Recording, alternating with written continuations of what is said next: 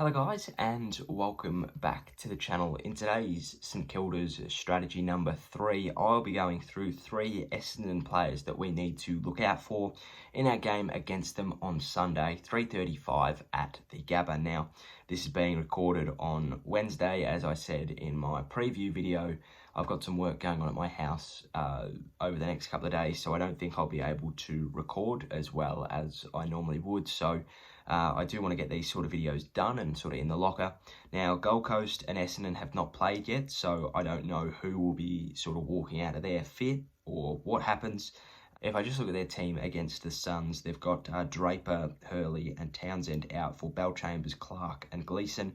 Now, that's sort of lucky. They're not 3 of the players that I'm looking for, but obviously with a 3-day turnaround, I'm assuming that they'll rest a few more players than 3 going into their game against us. So for this game, I'm going to be going off their round 10 performance against the GWS Giants on last Friday, the 7th, where they went down by 4 points in a very controversial game at Metricon. So we look at this, and my first player straight off the bat is Zach Merritt. 33 disposals, 19 kicks, 14 handballs. A very, very good-looking sort of kick-to-handball ratio. He's averaging 23.8, better part of 24 disposals this year, and in shortened quarters, that's just really, really bloody good. And at 71.6% efficiency, I think that it's very, very... He's just a good player, isn't he? Now, if we look at his sort of heat map and stuff, he does frequent the defensive half. He's a bit more of a defensive mid, and last week against the Giants it was 70-30 defensive to forward split. So I think that that's really, really good for us because we're a very attacking team. So if we can sort of nullify his attack on the ball and keep him down there and sort of make him lost in the shuffle, I think that that's going to be really important in how we can stop him. I think if we send Jack Steele to him and just shut him down and just sort of get into his head a little bit, that'll be really, really important for us. And yeah, well, I mean, we look at this. So quarter 1, 59%. He's a defensive mid, is what I'm trying to say. And if we can sort of get him lost in the shuffle in our forward line, I think that that's really important for our small forwards. They had a shocking game against Geelong, so if they can just get back into the game, and yeah, we really put pressure on their midfield, and in particular Zach Merritt, it does put pressure on their midfield because then they start questioning whether their attack's going to work. If Zach Merritt shut down, he's their leader in there, so it makes it really, really difficult for them to move forward. And yeah, I'm looking forward to seeing who's on him, providing he's playing. My second player is Jordan Ridley, and he's just come out of nowhere. 18 games. He got picked up in 2016, but he's only played 2 years. On the half-back flank, and their half-back line is really strong. I think they've got Gleeson, Ridley, and Sard. So they're 3 really good half-backmen, which we're going to have to watch out for. Ridley's sort of come from nowhere. He's just brought that sort of old style. He's got a really good pair of hands on him. So what I think there is we just need our small forwards to run him off his feet. Really, that's it.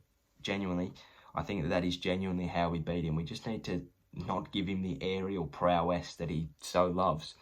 Make sure that it's really, really difficult for him to get the ball. He possesses it really well. 87.2 efficiency coming out of the back half. So it shows that his delivery onto the wing or back into the corridor is really, really good. And that can put our midfield under a bit of pressure if he's not sort of dealt with. But I think, yeah, we just need to back our pace. We've got Butler, Hind, Gresham. We've got pace down there. So we just need to make sure that it sort of gets to him on the ground, on the bounce, in front of him. So, he hasn't got that option to punch it out of the air or even just mark it. And that's how we beat him. 17.3 disposal average. Kick first, which is... That's typical, isn't it? You're not going to find a handball first defender. But yeah, he's been really, really good for them. Has a lot of contested possessions, which I think is very interesting. It shows that he loves to get his sort of hands dirty and really tough it out in the bottom of a pack. So what that also means is that if you can make it annoying enough for him, he will hack more kicks than not.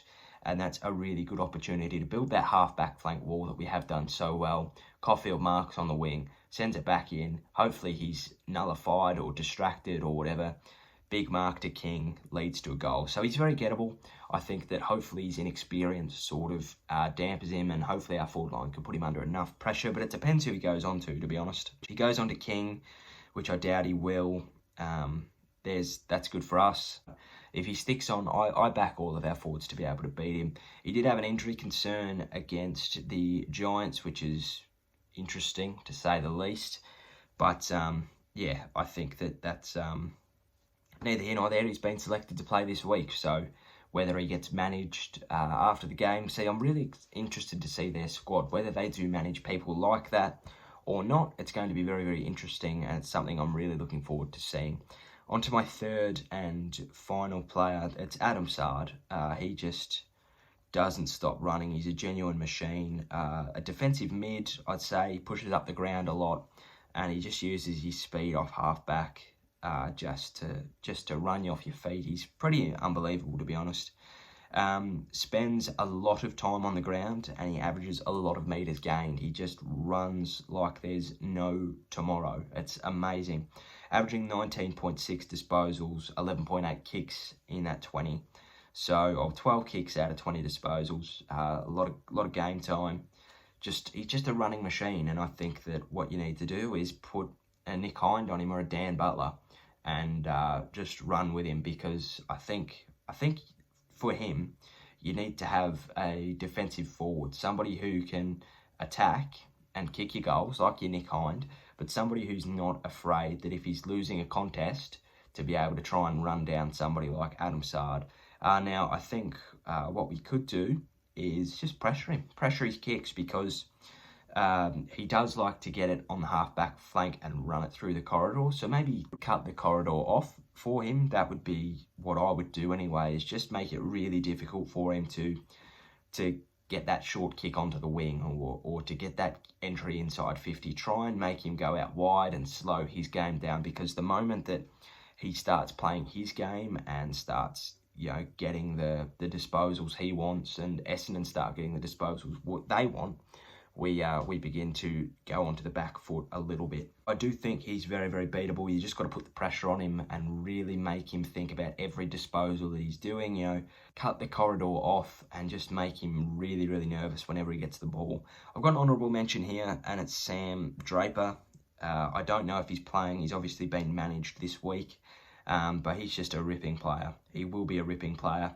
A defensive ruckman sort of thing, like we have attacking ruckman, and I don't know whether it was just the game that was played against the Giants, but he spent a lot of time in the defensive half for them. If we look here, quarter one, 100% defensive half time. Quarter two, 100%. Quarter three, it was 50-50 between defending and attacking. And quarter four is 84-16. So what I think we can do here is just keep the ball in our forward half, because if he's a defensive ruckman, there's one less tool we have to worry about there. And when we have Marshall and potentially Ryder down there, as well as King and Membry, that's 4 tall forwards against 1 or 2, maybe Ridley and Hurley.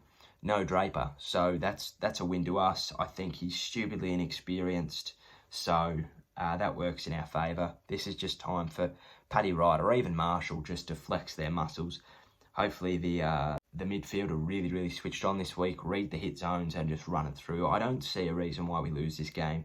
I really don't, but stranger things have happened in footy. I think they're coming off a 3-day break. It's a very, very winnable game for us. So yeah, I think that we get the job done. Thank you for watching. If you enjoyed, please give us a like and a subscribe down below. I hope you enjoyed. If you did, I hope it was good.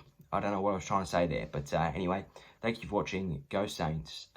Enjoy the rest of the footy. Cheerio, sayonara, and goodbye.